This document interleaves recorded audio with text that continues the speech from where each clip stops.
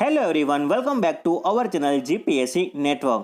મિત્રો, આજના આપણા થર્ડ લેક્ચરની અંદર આપણે ચર્ચા કરવાની છે બિલ્ડિંગ મટીરિયલના મોસ્ટ ઇમ્પોર્ટન્ટ એવો ટોપિક જેનું નામ છે rocks and stone. Lecture number 1 and 2 ની અંદર આપણે ચર્ચા કરી હતી બ્રિક્સ વિશે. તેવી જ રીતે લેક્ચર નંબર 3 અને 4 ની અંદર આપણે ચર્ચા કરવાની છે રોક અને સ્ટોન વિશે.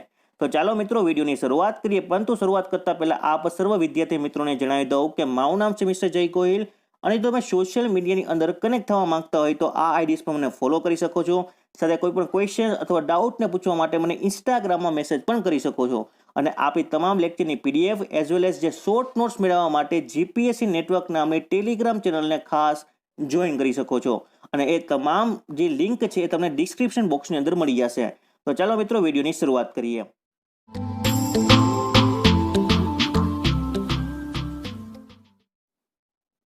ફર્સ્ટ ઓફ ઓલ, બિલ્ડિંગ મટીરિયલનો રોક અને સ્ટોન ટોપિકને આપણે બે વિડીયોની અંદરમાં કવર કરશું. પહેલા વિડીયોની અંદરમાં આપણે વાત કરવાની છે તેની કમ્પ્લીટ જે કન્સેપ્ચ્યુઅલ થિયરી છે એ થિયરીની, અને સેકન્ડ લેક્ચરની અંદરમાં આપણે વાત કરશું તેને રિલેટેડ જેટલા પણ ફેક્ચ્યુઅલ ડેટા છે એને વન લાઇનર ફોર્મની અંદરમાં સમજવાનો આપણે પ્રયત્ન કરશું. એટલે કે બે વિડીયોઝની અંદરમાં તમારો સ્ટોન ટોપિક છે કમ્પ્લીટ કવર થઈ જશે. હવે આપણે સ્ટાર્ટ કરીએ આપણે રોક ફોર્મેશનથી. મિત્રો, ખાસ ધ્યાનમાં રાખો કે રોક ફોર્મેશન છે કેવી રીતે થાય છે. તો આપણી આજુબાજુમાં જેટલા પણ રોક જોવા મળે છે તેનું ફોર્મેશન કેવી રીતે થયું હશે. વિચારીએ તો એટમોસ્ફેરિક એક્શનને કારણે. હવે પ્રશ્ન થાય કે એટમોસ્ફેરિક એક્શન કઈ કઈ? તો કે જે રેન છે, રેનફોલ થાય છે આપણા પૃથ્વી ઉપર, અને જે ભૂકંપ એટલે કે અર્થક્વેક આવે છે એ એટમોસ્ફેરિક એક્શનને કારણે રોકનું શું થશે? તો કે એ જમીન છે એનું ફિઝિકલ અને કેમિકલ વેધરિંગ થાય છે. કેમિકલ અને ફિઝિકલ વેધરિંગને કારણે છે એ રોકનું ડિસઇન્ટિગ્રેશન થશે અને અલગ અલગ બીજા રોકના અંદર રૂપાંતર થશે. હવે આપણે સમજીએ કે રોકનું ક્લાસિફિકેશન. તો મિત્રો, રોકને આપણે 3 વિભાગની અંદરમાં વિભાજિત કરી શકીએ છીએ. ફર્સ્ટ છે જીઓલોજીકલ ક્લાસિફિકેશન, ફિઝિકલ ક્લાસિફિકેશન અને કેમિકલ ક્લાસિફિકેશન. હવે જીઓલોજીકલ ક્લાસિફિકેશન અંદર કયા કયા રોકનો સમાવેશ થશે? તો કે ઇગ્નિયસ રોક, સેડિમેન્ટરી રોક અને મેટામોર્ફિક રોક. તેવી જ રીતે ફિઝિકલ ક્લાસિફિકેશનમાં પણ બે પ્રકારના રોકનો સમાવેશ થાય છે. એક છે સ્ટ્રેટિફાઈડ રોક, અનસ્ટ્રેટિફાઈડ રોક. આગળ આપણે સમજવાનું છે કે આ બધાનો મતલબ શું થાય છે, પરંતુ અત્યારે માત્ર નામ યાદ રાખવાની ટ્રાય કરો. હવે થર્ડ છે કેમિકલ ક્લાસિફિકેશન. હવે કેમિકલ ક્લાસિફિકેશનમાં અંદર પણ 3 પ્રકારના રોક જોવા મળે છે. એક તો છે સિલિશિયસ રોક, આર્જિલિશિયસ રોક અને કેલ્કેરિયસ રોક. બરાબર, આ એક ડાયાગ્રામ યાદ રહેશે. હવે ખાસ આપણે મહત્વ આપવાનો છે મિત્રો જીઓલોજીકલ ક્લાસિફિકેશન ઉપર, કેમ કે અહીંથી ઘણા બધા ક્વેશ્ચન્સ છે એક્ઝામમાં નીકળે છે. તો આપણે ટ્રાય કરીએ જીઓલોજીકલ ક્લાસિફિકેશનને સમજવાની. તો રોકને આપણે જીઓલોજીકલ ક્લાસિફિકેશનમાં જોયું કે ઇગ્નિયસ, સેડિમેન્ટરી અને મેટામોર્ફિક રોકમાં વિભાજિત કરી શકાય. બરાબર, તો પ્રશ્ન થાય કે ઇગ્નિયસ રોક કોને કહેવામાં આવશે? તો મિત્રો, જે ધ્યાન રાખો કે કુલિંગ અને solidification of molten or semi molten જે નેચરલ મટીરિયલ છે એનું કુલિંગ અને સોલિડિફિકેશન થવાને કારણે આપણને ઇગ્નિયસ રોક જોવા મળે છે.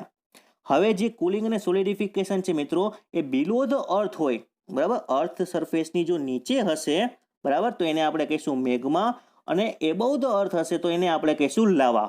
સમજાશે મિત્રો? બિલો ધ અર્થ તો મેગ્મા અને એબવ ધ અર્થ તો લાવા તરીકે આપણે ઓળખીશું.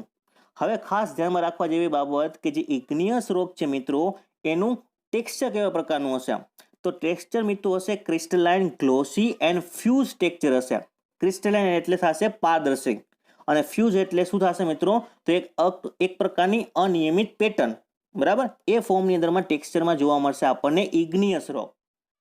હવે ઇગ્નિયસ રોકને પણ આપણે બે પ્રકારના રોકની અંદર વિભાજિત કરી શકીએ છીએ. એક તો છે ઇન્ટ્રુઝિવ રોક અને બીજું છે મિત્રો એક્સટ્રુઝિવ રોક. હવે ઇન્ટ્રુઝિવ અને એક્સટ્રુઝિવ રોક કોને કહેવામાં આવશે? તો કે બિલો ધ અર્થ સરફેસ છે કુલિંગ થાય, બરાબર, બિલો ધ અર્થ સરફેસ, તો એને આપણે ઇન્ટ્રુઝિવ કહેશું, અને above the earth surface cooling થાય તો એને કહેશું આપણે એક્સટ્રુઝિવ. બરાબર, એક પ્રકારના રોક જ છે ઇગ્નિયસ.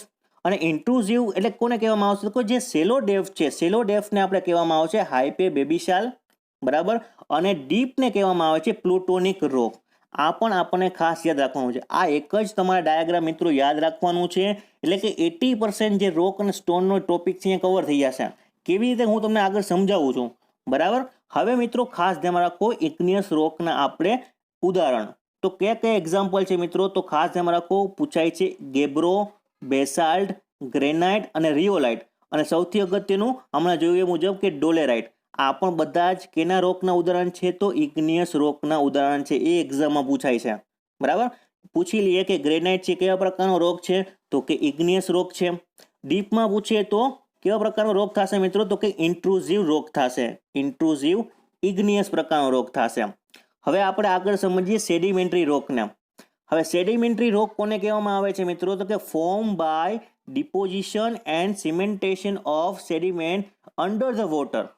બરાબર, કેવી રીતે ફોર્મ થશે? તો કે ડિપોઝિશન એન્ડ સિમેન્ટેશન થશે અંડર ધ વોટર સેડિમેન્ટનું, અને એને કારણે જે રોક ફોર્મ થાય છે એ રોકને કહેવામાં આવે છે સેડિમેન્ટરી રોક. હવે સેડિમેન્ટરી રોક છે મિત્રો, એને પણ આપણે બે રોકની અંદરમાં વિભાજિત કરી શકીએ. એક તો છે ક્લાસ્ટિક અને બીજું છે કેમિકલ. ક્લાસ્ટિક કોને કહેવામાં આવશે મિત્રો? તો ખાસ સમજો કે ક્લાસ્ટિક એવા ફોર્મને કહેવામાં આવે છે કે જે એટમોસ્ફેરિક એક્શનને કારણે જલ્દીથી છે ડિસઇન્ટિગ્રેટ થઈ જાય, ઝડપથી છૂટું પડી જાય. બરાબર, વરસાદ પડે, ભૂકંપ આવે તો એવા કેસની અંદરમાં ઝડપથી છૂટું પડી જાય, ડિસઇન્ટિગ્રેટ થઈ જાય, એવા રોકને કહેવાય ક્લાસ્ટિક રોક. અને એના બે ઉદાહરણ છે. એક તો છે સેન્ડસ્ટોન અને બીજું છે શેલ. અને કેમિકલ રોક કોને કહેવામાં આવશે મિત્રો? કે જે કેમિકલ એક્શનને કારણે, કેમિકલ કમ્પોઝિશન, કેમિકલ રિએક્શનને કારણે જે રોકનું ફોર્મેશન થાય છે એવા રોકને કહેવામાં આવે છે લાઇમસ્ટોન અથવા તો જીપ્સમ અથવા તો કેમિકલ રોક. બરાબર, લાઇમસ્ટોનને આપણે ઓળખીએ છીએ CaO, કેલ્શિયમ ઓક્સાઇડ. હવે કઈ કેમિકલ રિએક્શન અંદર થાય છે? તો કે કેલ્શિયમ અને ઓક્સિજન, આ બંને મિત્રો જે રિએક્શન થાય અને શું બનાવે છે? તો કે લાઇમસ્ટોન બનાવે છે. એટલે કે કઈ એક્શનને કારણે? તો કે કેમિકલ એક્શનને કારણે. એટલા માટે જ એને કહેવામાં આવે છે કેમિકલ રોક. હવે જીપ્સમ છે મિત્રો, જીપ્સમ શું છે? તો કે કેલ્શિયમ સલ્ફેટ ડાયહાઇડ્રેટ છે. બરાબર, તો એની અંદરમાં પણ કેલ્શિયમ સલ્ફેટ અને જે ડાયહાઇડ્રેટ એટલે કે હાઇડ્રોજન અને ઓક્સિજનના પરમાણુ મળીને જે રિએક્શન પ્રોડ્યુસ કરે છે, અને એ રિએક્શનને કારણે આપણને મળે છે જીપ્સમ. એટલે કે કેમિકલ રિએક્શનને કારણે જો કોઈ રોક મળે તો એવા રોકને કહેવામાં આવે છે કેમિકલ રોક. બરાબર, સમજાશે? હવે આગળ આપણે વાત કરીએ મેટામોર્ફિક રોક. મેટામોર્ફિક રોક કોને કહેવામાં આવશે?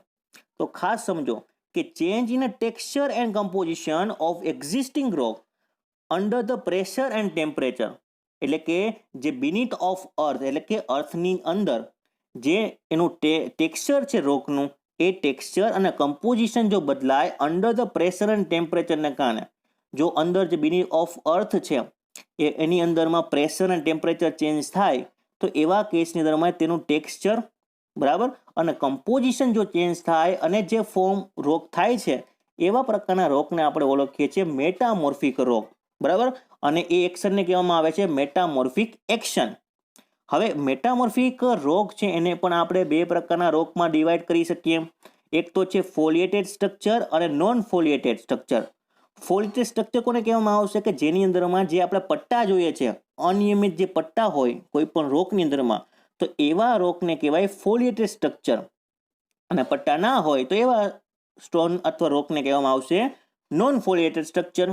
હવે ફોલિએટેડ સ્ટ્રક્ચરના બે ઉદાહરણ યાદ રાખો કે સ્લેટ અને સિસ્ટ. નોન ફોલિએટેડના ક્વાર્ટઝાઇટ અને માર્બલ. માર્બલ મિત્રો બહુ એક્ઝામમાં પૂછાય છે કે માર્બલ કેવા પ્રકારનો રોક છે? તો કે એ મેટામોર્ફિક છે. એવું પણ પૂછાય લાઇમસ્ટોન અને સેન્ડસ્ટોન કેવા પ્રકારના રોક છે એક્ઝામમાં? તો કે સેડિમેન્ટરી રોક છે. આ પ્રકારના જે રોકના એક્ઝામ્પલ છે એ મિત્રો એક્ઝામમાં ખૂબ જ પૂછાય છે, એટલા માટે એ આપણે યાદ હોવું જોઈએ. હવે આટલી વસ્તુ સમજાશે મિત્રો કે કોને ઇગ્નિયસ, સેડિમેન્ટરી અને મેટામોર્ફિક રોક તરીકે ઓળખાય, અને તેના આપણે ઉદાહરણ જોયા. હવે જે આપણે ઉદાહરણ જોયા છે એ ઉદાહરણને આપણે ડીપમાં સમજવાનો ટ્રાય કરીએ. બરાબર, યાદ રાખવાનું છે આ એક જ ડાયાગ્રામ, પરંતુ એના જે ઉદાહરણ છે, એક્ઝામ્પલ છે, એ એક્ઝામ્પલને આપણે ડીપમાં સમજીએ.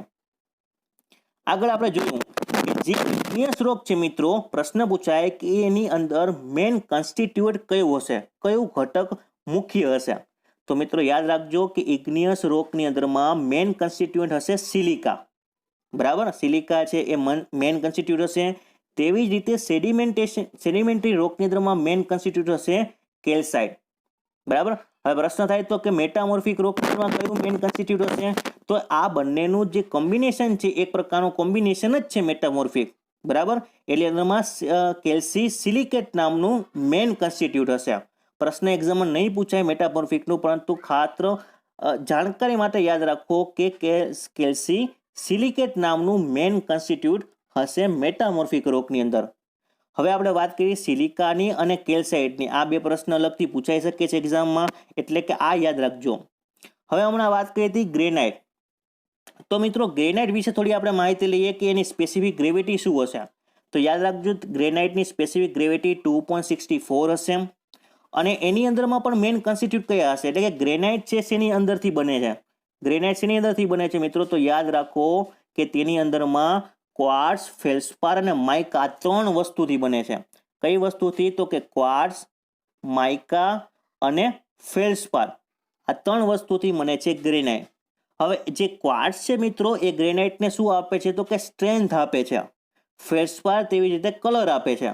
પ્રશ્ન એક્ઝામમાં પૂછાય કે ગ્રેનાઇટમાં રહેલો કોન્સ્ટિટ્યુટ જેને આપણે ફેલ્સપાર કહીએ છીએ, બરાબર, એ શું પ્રદાન કરે છે? તો કે કલર આપે છે, બરાબર. અને ક્વાર્ટઝ શું આપે છે? તો કે સ્ટ્રેન્થ આપે છે.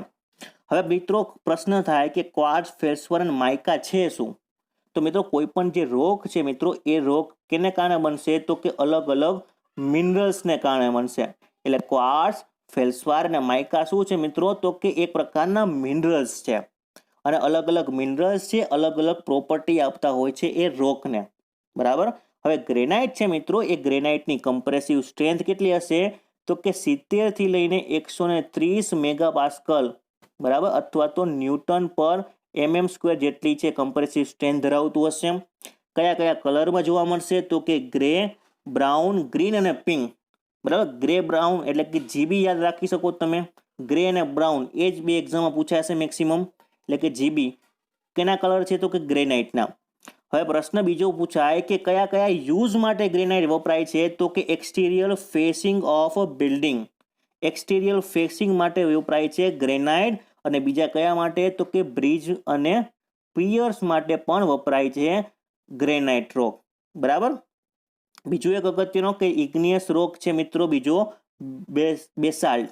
હવે બેસાલ્ટ છે શેના માટે વપરાય છે? તો કે રેલવેની અંદર જે આપણે પથ્થર જોવા મળે છે એ પથ્થરને આપણે શું કહીએ છીએ? તો કે બેલાસ્ટ કહીએ છીએ. શું કહીએ છીએ? તો કે બેલાસ્ટ. તો કે આ બેલાસ્ટ છે કેના હોય છે? તો કે કયા રોકના હોય છે? તો કે બેસાલ્ટ રોકના. એ પણ આપણને ખબર હોવી જોઈએ. આટલી વાત તમારે યાદ રાખવાની છે ગ્રેનાઇટની. અને ઇગ્નિયસ રોક શેના બનેલા હોય છે? અથવા તો ઇગ્નિયસ રોકમાં મેઇન કોન્સ્ટિટ્યુટ કયું હોય છે? તો કે સિલિકા, બરાબર. હવે આપણે વાત કરીએ સેડિમેન્ટેશન રોકની. હવે સેડિમેન્ટરી રોક છે એની અંદરમાં જે સેન્ડસ્ટોન છે એ કેવા પ્રકારનો રોક છે મિત્રો? તો કે સૌથી વધારે યુઝ થાય છે ફાયર રેઝિસ્ટન્સની અંદરમાં. પ્રશ્ન પૂછાય કે કયો રોક છે મોર ફાયર રેઝિસ્ટન્સ છે મિત્રો? તો યાદ રાખવાનું છે સેન્ડસ્ટોન, બરાબર. સેન્ડસ્ટોન છે સૌથી વધારે ફાયર રેઝિસ્ટન્સ છે. અને એ પણ મિત્રો શેનાથી બનેલું હોય છે? જેવી રીતે ગ્રેનાઇટ છે એ ક્વાર્ટઝ, ફેલ્સપાર અને માઇકાનું બનેલું છે, તેવી રીતે સેન્ડસ્ટોન છે મિત્રો એ ક્વાર્ટઝ, સિલિકા અને લાઇમનો બનેલો હોય છે, બરાબર. આટલી વસ્તુ યાદ રાખવાની છે. હવે આગળ આપણે વાત કરીએ તો કે એનું ટેક્સચર છે કયા પ્રકારનું હશે? તો કે ગ્રેન્યુલર ક્રિસ્ટલાઇન ટેક્સચર ધરાવશે. કોણ? તો કે સેન્ડસ્ટોન. અને જે કંકર છે એ કંકર શું છે? તો કે લાઇમસ્ટોનનું ઇમ્પ્યોર જે ફોર્મ છે એ ઇમ્પ્યોર ફોર્મને આપણે કહીએ છીએ કંકર. આ પણ એક્ઝામમાં પૂછાય છે એટલા માટે હું અહીંયા કવર કરું છું. આટલી વસ્તુ તમે મિત્રો એક ડાયાગ્રામમાં ફોર્મમાં યાદ રાખજો. તમે જ્યાં પણ બેસતા હોય તમારી સામે આ એક ડાયાગ્રામનો જે પ્રિન્ટ કરીને તમે રાખી દેશો, 1 કે 2 દિવસની અંદરમાં કમ્પ્લીટલી યાદ રહી જશે. પછી ગમે ત્યારે તમે જોશો તો તમને લાઇમસ્ટોન અથવા તો જે સ્ટોનનો ટોપિક છે એમાંથી ક્વેશ્ચન્સ તમને ક્યારેય ભૂલાશે નહીં. હમણાં જ આપણે આગળ વાત કરી હતી કે જીપ્સમ છે મિત્રો, બરાબર. તો જીપ્સમ છે કેવા પ્રકારનો રોક છે? તો કે કેમિકલ રોક છે, એટલે કે કેમિકલ કમ્પોઝિશન, કેમિકલ રિએક્શનને કારણે પ્રોડ્યુસ થાય છે. એનું રાસાયણિક નામ મિત્રો હવે પૂછાઈ શકે છે. અત્યાર સુધી તો એવું જ પૂછાતું હતું કે જીપ્સમ છે એ કેવા પ્રકારનો રોક છે? તો કે સેડિમેન્ટરી છે.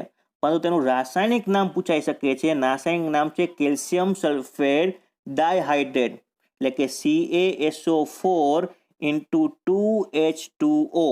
આ રાસાયણિક ફોર્મ્યુલા છે જીપ્સમનું, બરાબર.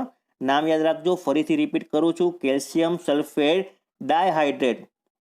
અને અગત્યની બીજી વાત યાદ રાખવાની છે કે લાઇમસ્ટોન છે એ લાઇમસ્ટોન પણ 3 પ્રકારનો રોક કહેવાય છે. એક તો સેડિમેન્ટરી રોક તો કહેવાય જ છે મિત્રો, ઉપરાંત જે એક્યુએસ અથવા તો સ્ટ્રેટિફાઈડ રોક પણ કહેવાય છે.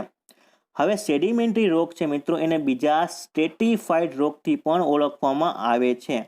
પ્રશ્ન થાય કે સ્ટ્રેટિફાઈડ રોગ કોને કહેવાય? તો કે જે પણ રોગની અંદરમાં જે પટ્ટા લેયર્સમાં આપણને રોગ જોવા મળે એવા રોગને આપણે મિત્રો કહીએ છીએ સ્ટ્રેટિફાઈડ રોગ. અને એટલા માટે જે સેડિમેન્ટરી રોગ છે એક પ્રકારનો કેવો રોગ છે? તો કે સ્ટ્રેટિફાઈડ રોગ છે. સ્ટ્રેટિફાઈડ અને અનસ્ટ્રેટિફાઈડ એ કેવા પ્રકારના રોગ છે અથવા કેનું ક્લાસિફિકેશન છે? તો કે ફિઝિકલ રોગનું. બરાબર. આગળ આપણે વધીએ. જે મેટામોર્ફિક રોગ છે, મેટામોર્ફિકની અંદરમાં આપણે યાદ રાખવા જેવી જાણવા જેવી વસ્તુઓ તો કે જે સ્લેટ છે એ સ્લેટ કયા યુઝ માટે છે અથવા તો કેવું એક પ્રકારનો રોગ છે? તો કે લીસ્ટ વોટર એબ્ઝોર્પ્શન છે. સૌથી ઓછું વોટર એબ્ઝોર્પ્શન કયા રોગનું હશે? તો કે સ્લેટનું હશે. યાદ રાખવાનું છે આપણે. બરાબર. તેની સ્પેસિફિક ગ્રેવિટી તો કે 2.8 સ્પેસિફિક ગ્રેવિટી હશે. કમ્પ્રેસિવ સ્ટ્રેન્થ છે 60 થી લઈને 70 મેગાપાસ્કલ એટલે કે અથવા તો ન્યૂટન પર mm સ્ક્વેર. શેમાં યુઝ થશે? તો કે રૂફ કવરિંગ મટીરિયલ તરીકે યુઝ થાય છે. અને કયા કયા કલરમાં જોવા મળશે? તો કે ગ્રે, ડાર્ક બ્લુ કલરની અંદરમાં જોવા મળે છે. હવે રૂફ કવરિંગ મટીરિયલમાં તો યુઝ થાય જ છે, બીજું ડેમ પ્રૂફિંગ માટે પણ યુઝ થાય છે. હવે જો મિત્રો યુઝ તો બે થઈ ગયા. સ્લેટના બે પ્રકારના યુઝ છે. એક તો છે ડેમ પ્રૂફિંગ માટે અને રૂફ કવરિંગ મટીરિયલ માટે આપણે યુઝ કરીએ છીએ સ્લેટને. બરાબર. સ્પેસિફિક ગ્રેવિટી ખાસ યાદ રાખવાની છે 2.8 અને ગ્રેનાઇટની છે 2.64. આ પ્રશ્ન એક્ઝામમાં પૂછાઈ શકે છે, એટલા માટે જ હું તમને કહું છું દરેક રોગની સ્પેસિફિક ગ્રેવિટી યાદ રાખવાની જરૂર નથી, પરંતુ જે મેન જે રોગ છે એ અગત્યના રોગની સ્પેસિફિક ગ્રેવિટી અને તેની પ્રોપર્ટીઝ યાદ આપણને હોવી જોઈએ અને તેનો યુઝ. બરાબર. હવે આપણે વાત કરી હતી ક્વાર્ટઝાઇટ. બરાબર. એ પણ કેવા પ્રકારનો રોગ છે? તો કે નોન ફોલિએટેડ મેટામોર્ફિક રોગ છે. નોન ફોલિએટેડ. બરાબર. તો કે એનું પણ સ્ટ્રક્ચર કેવું છે? તો કે એક પ્રકારનું હાર્ડ, બ્રિટલ અને ક્રિસ્ટલાઇન છે. કયા માટે યુઝ થશે? તો કે ક્વાર્ટઝાઇટ છે મિત્રો રોડ મેટલ માટે યુઝ થાય છે. જે રોડની અંદરમાં જે પથ્થર આપણે યુઝ કરીએ છીએ એ પથ્થર કેવો હશે મિત્રો? તો કે ક્વાર્ટઝાઇટ હશે. બરાબર. ક્વાર્ટઝાઇટ એ કેવા પ્રકારનો રોગ છે? તો કે નોન ફોલિએટેડ મેટામોર્ફિક રોગ. યાદ રહેશે. બીજું તો બીજી એક વસ્તુ યાદ રાખવાની છે ક્વાર્ટઝાઇટ માટે કે એ કેવા પ્રકારનો રોગ છે વધારે? તો કે વેધર રેઝિસ્ટન્સ છે. શું કામ વેધર રેઝિસ્ટન્સ છે? તો કે તેની જે એટમોસ્ફેરિક એક્શન છે એને રજિસ્ટ કરવાની સૌથી વધારે જો ક્ષમતા કોઈ રોગમાં હોય તો એ રોગ છે મિત્રો ક્વાર્ટઝાઇટ. બરાબર. અને રોડની અંદરમાં એટલા માટે જ એનો યુઝ કરીએ છીએ કેમ કે આપણે રોડ છે એક્સપોઝ ટુ વેધર છે. બરાબર. ડાયરેક્ટ કોન્ટેક્ટ છે એટમોસ્ફેરિક સાથે, એટલે કે ગરમી હોય, શિયાળો હોય કે રેન વોટર હોય કે ભૂકંપ આવે, કોઈ પણ ગેસની અંદરમાં જે એટમોસ્ફેરિક એક્શન થાય છે એના ડાયરેક્ટ કોન્ટેક્ટમાં હોય છે રોડ. અને રોડ એમાં જે વેધર રેઝિસ્ટન્સ છે એને કારણે જ આપણે રોડની અંદરમાં યુઝ કરીએ છીએ ક્વાર્ટઝાઇટને. બરાબર. અને સૌથી અગત્યની વસ્તુ વારંવાર એક્ઝામમાં પૂછાય છે કે માર્બલ છે એ એક પ્રકારનો મેટામોર્ફિક રોગ છે. ડીપમાં પૂછીએ તો નોન ફોલિએટેડ મેટામોર્ફિક રોગ છે, પરંતુ તેનો યુઝ ક્યાં થાય છે? તો કે ઓર્નામેન્ટ્સની અંદરમાં. પ્રશ્ન થાય કે ઓર્નામેન્ટ્સ એટલે શું? એટલે કે આપણે જે આભૂષણ પહેરીએ છીએ. બરાબર. જેવા જે માર્બલ્સને આપણે વીંટીઓ પહેરીએ છીએ, રિંગ્સ પહેરીએ છીએ, ઇયરિંગ્સ પહેરીએ છીએ અને જે આભૂષણ પહેરીએ છીએ ઓર્નામેન્ટ, એ ઓર્નામેન્ટની અંદરમાં માર્બલ યુઝ થાય છે. બરાબર. આ માર્બલનો યુઝ છે એ આપણને ખબર હોવી જોઈએ. તો આટલી વસ્તુ મિત્રો તમને ખ્યાલ હશે તો 80% તમારો જે સ્ટોન રોગનો ટોપિક કમ્પ્લીટ થશે. આગળ એક વસ્તુ યાદ રાખવાની છે કે હમણાં આપણે વાત કરી હતી જે લાસ્ટ જે ક્લાસિફિકેશન હતું કેમિકલ. બરાબર. કેમિકલ જે ક્લાસિફિકેશન હતું તેના પણ આપણે 3 પ્રકારના રોગ હતા: સિલિશિયસ, આર્જિલેશિયસ અને કેલ્ક્યુલેસ. આમાં કોઈ નવી વસ્તુ યાદ નથી રાખવાનું. જે હમણાં આપણે જોઈ ગયા કે જેવી રીતે ઇગ્નિયસ રોકની અંદરમાં મેન કન્સ્ટિટ્યુઅન્ટ સિલિકા હોય છે તેવી જ રીતે સિલિશિયસ રોકની અંદરમાં પણ જે સિલિકા છે એ મેન કન્સ્ટિટ્યુઅન્ટ છે. બરાબર. અને સિલિશિયસ રોકના એક્ઝામ્પલ તમને યાદ હોવા જોઈએ, જેમ કે ગ્રેનાઇટ, ક્વાર્ટઝાઇટ અને જીનીસિસ એટલે કે જીનીસ. બરાબર. આ 3 પ્રકારના રોગ છે. કેવા પ્રકારના છે? તો કે સિલિશિયસ રોગ છે. તેવી જ રીતે આર્જિલિશિયસ રોગ છે એની અંદરમાં જે મેન કન્સ્ટિટ્યુઅન્ટ હશે એ છે મિત્રો ક્લે અથવા એલ્યુમિના. હવે યાદ રાખો જે એલ્યુમિના છે મિત્રો એક પ્રકારની ક્લે જ છે. બરાબર. આર્જિલિશિયસ એ શેની બનેલી હોય છે? તો કે એક પ્રકારના ક્લેથી જ રોક બને છે. અને એના પણ આપણે 3 એક્ઝામ્પલ યાદ રાખવાના છે: સ્લેટ, લેટેરાઇટ અને કેઓલિન. આ મિત્રો એક્ઝામમાં સૌથી વધારે પૂછાય છે કે આર્જિલિશિયસ રોકના નીચેનામાંથી કયા ઉદાહરણ નથી અથવા તો છે. આ 3 ઓપ્શન આપેલા હોય તો ઓલ ઓફ ધી એબોવ થશે, અને જો આમાંથી કોઈ બીજો આપેલો ઓપ્શન હોય અને એવું પૂછે કે નીચેનામાંથી કયો ઓપ્શન છે એ આર્જિલિશિયસ રોક નથી, તો આ સિવાયનો જે ઓપ્શન હશે એ આપણો આર્જિલિશિયસ રોક થશે નહીં. બરાબર. અને જે કેલ્ક્રિયસ રોક છે એ કેલ્ક્રિયસ રોકની અંદરમાં સૌથી વધારે જે મેઇન કોન્સ્ટિટ્યુટ હોય છે મિત્રો હોય છે લાઇમ અથવા કેલ્શિયમ કાર્બોનેટ. બરાબર. કેલ્શિયમ કાર્બોનેટ છે મેઇન કોન્સ્ટિટ્યુટની અંદરમાં હોય છે. લાઇમ એટલે શું થશે તો કે CaO કેલ્શિયમ ઓક્સાઇડ, એ પણ આપણને ખબર હોવી જોઈએ. અને આગળ આપણે વાત કરીએ મુજબ કે જે સિલિશિયસ રોક છે એની અંદરમાં આપણે જીનીસની વાત કરી. હવે જીનીસ છે મિત્રો એ શેના બનેલા હોય છે? જેવી રીતે હમણાં આપણે વાત કરી ગ્રેનાઇટ. ગ્રેનાઇટ શેના બનેલા હશે તો કે ક્વાર્ટઝ, ફેલ્ડસ્પાર અને માઇકા. એક વધારે મિનરલ્સ છે એડ થશે ગ્રેનાઇટની અંદરમાં, પરંતુ જીનીસની અંદરમાં માઇકા કેન્સલ થઈ જશે. માત્ર 2 કોન્સ્ટિટ્યુએન્ટનું બનેલું હોય છે, ક્વાર્ટઝ અને ફેલ્ડસ્પાર. બરાબર.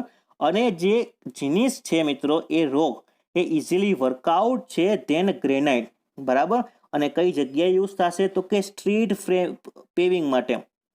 સ્ટ્રીટ પેવિંગ માટે આપણે યુઝ કરીએ છીએ જીનીસનો. આટલી વસ્તુ યાદ હોવી જોઈએ જીનીસ બાબતે. બરાબર.